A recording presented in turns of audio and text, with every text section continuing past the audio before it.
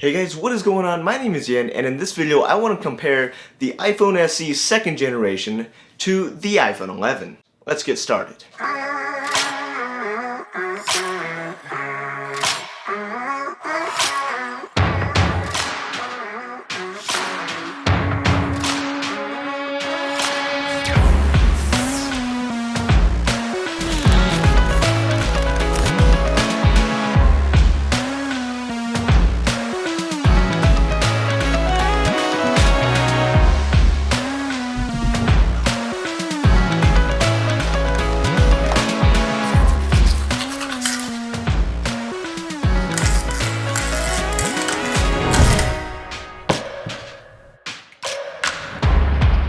There's an obvious price difference between these two devices, and you might be wondering, should I make the jump from the SE to the 11 or save some cash and just go with the SE? First things first, let's talk about the design of these two devices. The most prominent difference between these two devices is the display. Of course, the iPhone 11 has what Apple calls the Liquid Retina LCD display. It's a 6.1-inch display with a notch.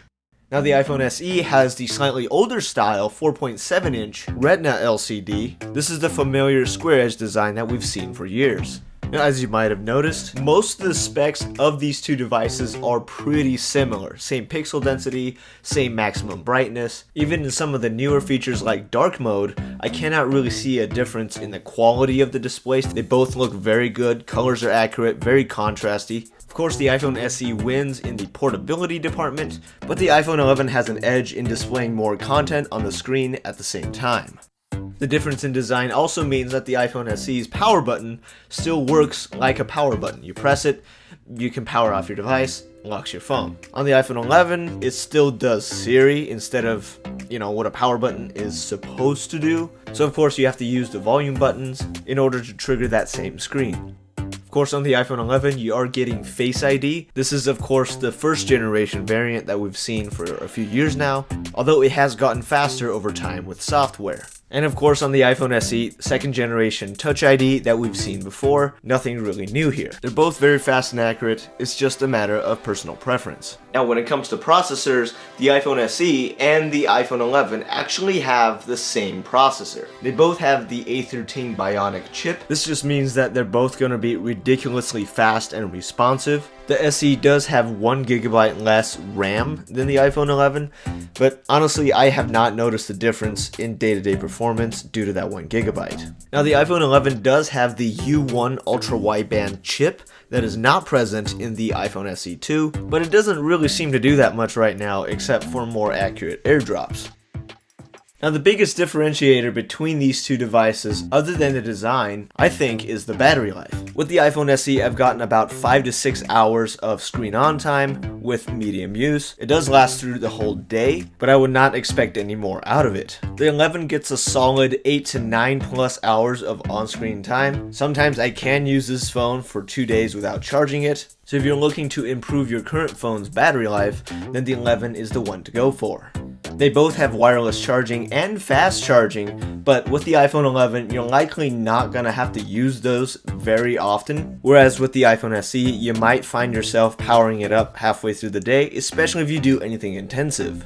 Like I talked about in its own review, the iPhone SE 2020 has pretty good cameras. They're not the best, but they're pretty dang good. The back sensor is a little bit better than the iPhone XR, but not quite as good as the iPhone 11. And unfortunately, the front-facing camera, it does kind of drop the ball, keeping the same sensor as the iPhone 8. It does have portrait mode, however, using software instead of a Face ID sensor or a second lens, which is pretty awesome.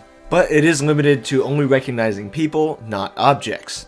Surprisingly, the photo quality on the iPhone SE's main rear camera is really on par with the iPhone 11. It's really hard to tell them apart, which is honestly pretty awesome. The only time you can tell them apart is if you use portrait mode on objects or if you use the ultra-wide lens.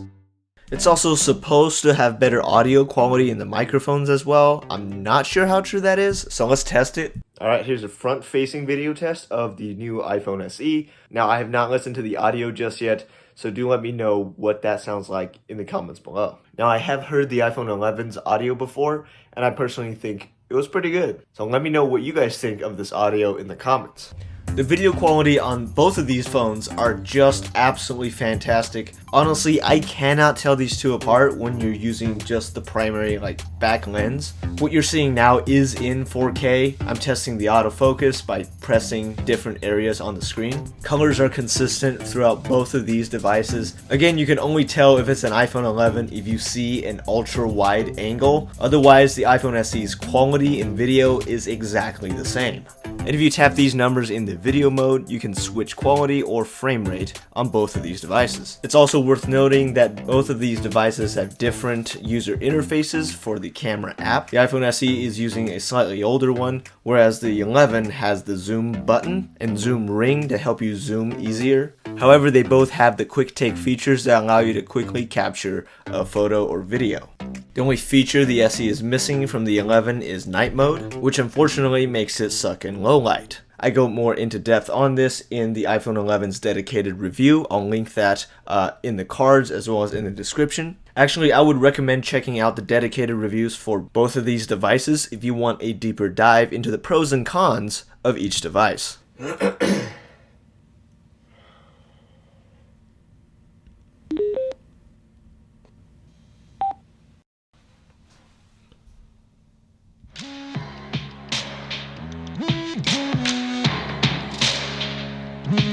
See, now the iPhone 11 also has audio zoom, which means depending on how far you zoom your camera, the audio from your video is going to sound different. So if I zoom in, hopefully you guys can hear that the microphone quality suddenly switches. Same with if I zoom out, and it should sound different. Now unfortunately with the iPhone SE, you do not have that option.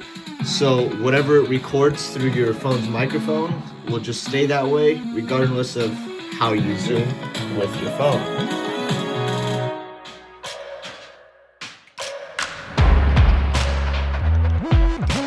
Alright, so with the iPhone 11, Apple does claim that the stabilization in video is much better than before.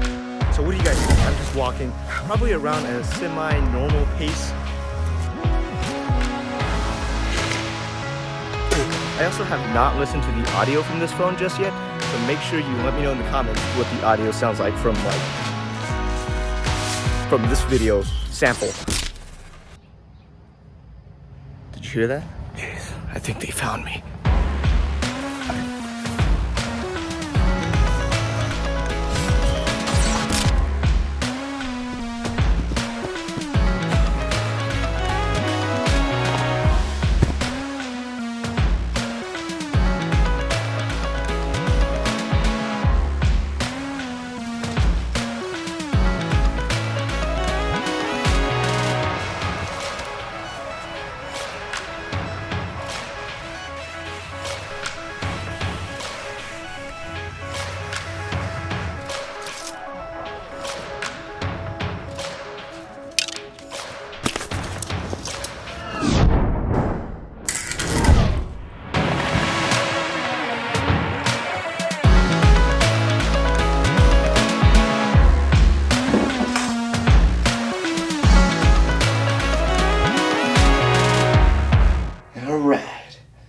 So in conclusion, both of these devices are absolutely fantastic, and if you go with either one of them, they'll probably meet your needs. However, the main key features that you should be looking at is the display important to you, and is battery life important to you? If so, I believe the iPhone 11 is still a fantastic phone for your money. However, if you're somebody who doesn't spend their entire day on their phones and you just want something that works and performs basic functions without breaking the bank, I would still recommend the iPhone SE simply because it is more affordable and it's going to last you years and years down the line. Now, if you found this video helpful or at least entertaining, be sure to leave a like. That'd be awesome so other people can find it as well. And if you want to see more stuff like this, don't forget to hit that subscribe button. But anyways, guys, I hope you enjoyed, and I'll see you in the next one.